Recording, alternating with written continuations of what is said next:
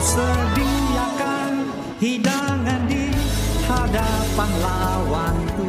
Engkau mengurapi kepalaku dengan minyak baru. Jumpa kembali di Sharing Firman.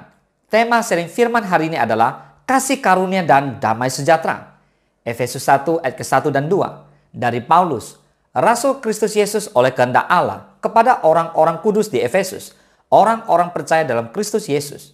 Kasih karunia dan damai sejahtera dari Allah Bapa kita dan dari Tuhan Yesus Kristus menyertai kamu. Katakan amin.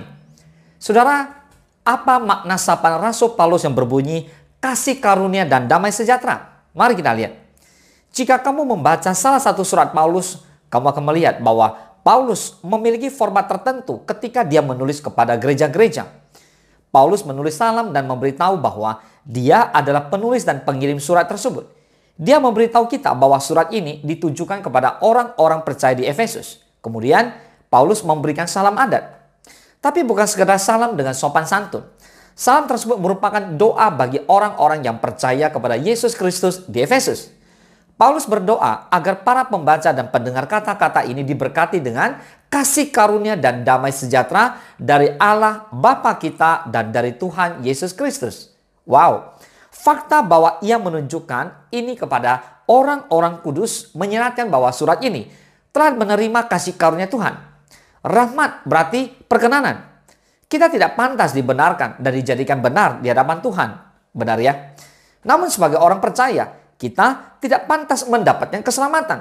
Namun melalui Yesus Kristus, Tuhan menawarkan hadiah keselamatan gratis kepada kita orang-orang percaya. Jadi ketika kita menerima hadiah tersebut, maka kita juga menerima kasih karunia-Nya. Kemudian kita disebut sebagai orang-orang kudus atau yang setia di dalam Kristus Yesus. Katakan amin. Jadi mengapa Paulus berdoa agar Tuhan melimpahkan kasih karunia-Nya kepada orang-orang kudus yang telah menerimanya? Karena kita tidak berhenti menerima perkenanan Tuhan begitu saja ketika menerima Kristus. Amin. Sebaliknya, saat kita menerima perkenanannya yang tidak layak di dalam Kristus, kita mulai menerima perkenanannya yang tidak layak secara terus-menerus. Ini adalah kasih karunia Allah yang dirujuk oleh Paulus dalam 2 Korintus 12 ayat ke-9.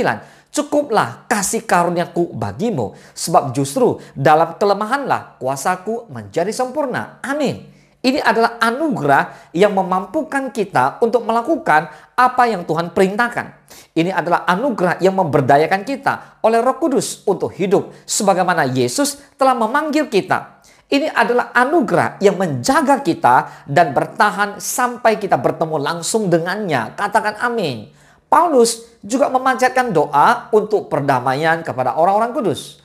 Begitu juga kita menerima anugerah Tuhan. Kita dibenarkan oleh Tuhan dan karena itu berdamai dengan Tuhan. Sekali lagi, perdamaian ini sedang berlangsung dan akan terus berlangsung.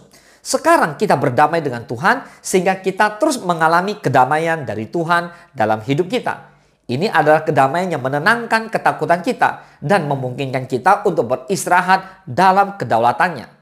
Jadi saudara, sebagai orang-orang kudus dan orang percaya yang setia di dalam Yesus Kristus, kamu juga harus bisa mengalami kasih karunia dan damai Tuhan terus-menerus. Amin. Doa dari Boksu Willy hari ini adalah agar Bapak Ibu semua, kamu menerima kasih karunia dan damai sejahtera yang Kristus tawarkan kepada Bapak Ibu semua setiap hari. Boleh katakan amin. Tuhan Yesus memberkati.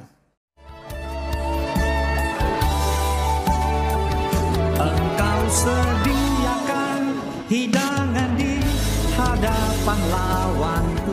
Engkau mengurapi kepalaku dengan minyak baru.